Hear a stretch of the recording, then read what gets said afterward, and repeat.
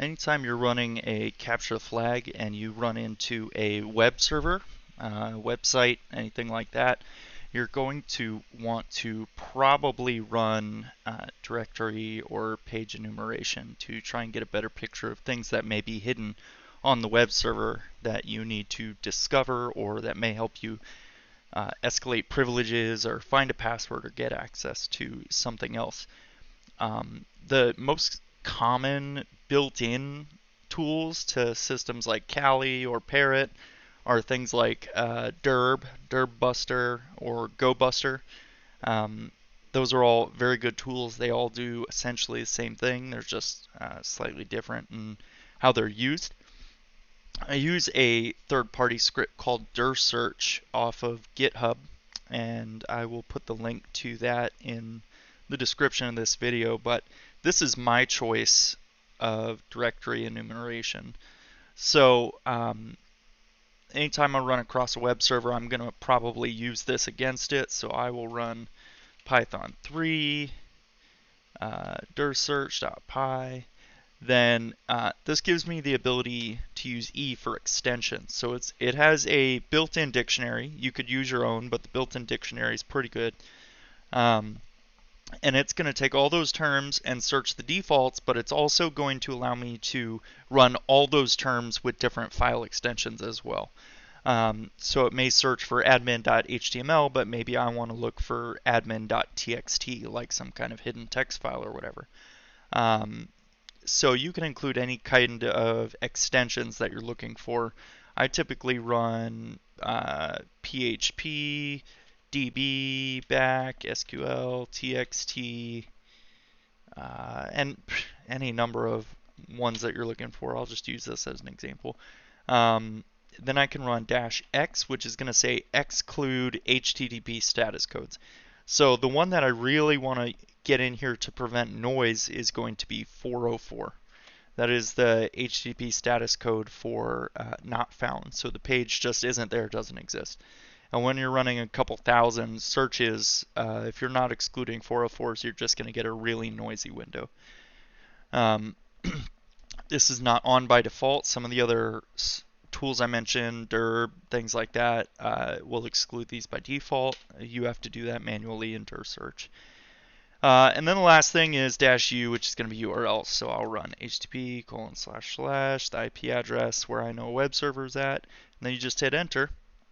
And then this is going to go ahead and run it, and it's the word list is 11,000 words long, and it's running at 25 threads. And what this is going to do is look for all these extensions plus anything on the word list, and I'm not connected to VPN again, darn it. All right.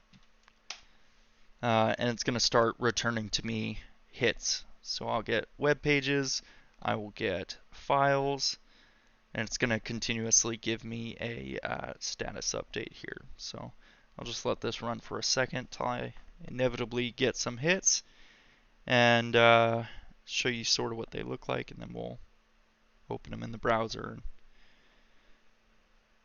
we can see.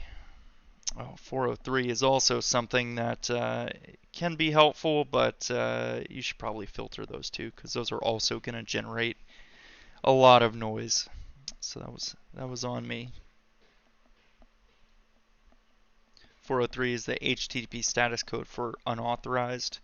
It means it either does exist and you're forbidden from accessing it, or there may be a setting that just blocks any admin anything, so any htaccess.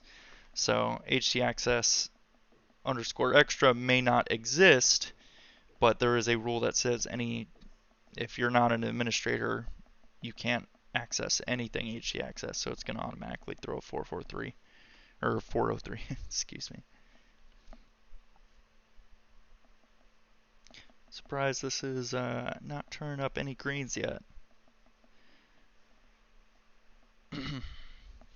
And these right here is going to be the size of the returned content, so a few bytes each here. This can be helpful because if you get a lot of hits or false positives or something. There we go. There's the index, the landing page. Um, if I get a lot of 200s, which means found, clear, I can navigate right to it, and they're all 503 bytes, every single one of them. There's a chance that those are false positives. It means there's some kind of uh, possible rule on the web server that says instead of a 404, maybe if you hit a page that doesn't exist, it redirects you to the home page. So then all the ones that I'm scanning that don't exist, instead of flagging 404, they show up as 200 because I'm actually pulling the web page incidentally. And a good way to notice that is to get the sizes here. So this can be helpful if you get a lot of false flags and you're trying to look for different content. If I have 30 results that are all 572 bytes, then I know that they're probably all the same thing. But if I have another one lumped in there that's 5 kilobytes, I know that that's something I need to look at because it's going to be something different there. And I'm not going to waste time having y'all scan some, but it is color coded. You can see here the blues 403 unauthorized, greens 200, so it gives me the little URL here. It will even tell you if there's any redirects as well, but I don't see any redirects showing up. So, and then the scan's done. So I could just take this address up here, /index.html. I know that that's a good page, so it's going to bring me to the landing page of the website. Typically, you'll uncover much more than this, but that wasn't the case here. But this is just a good thing to know and have in your tool belt.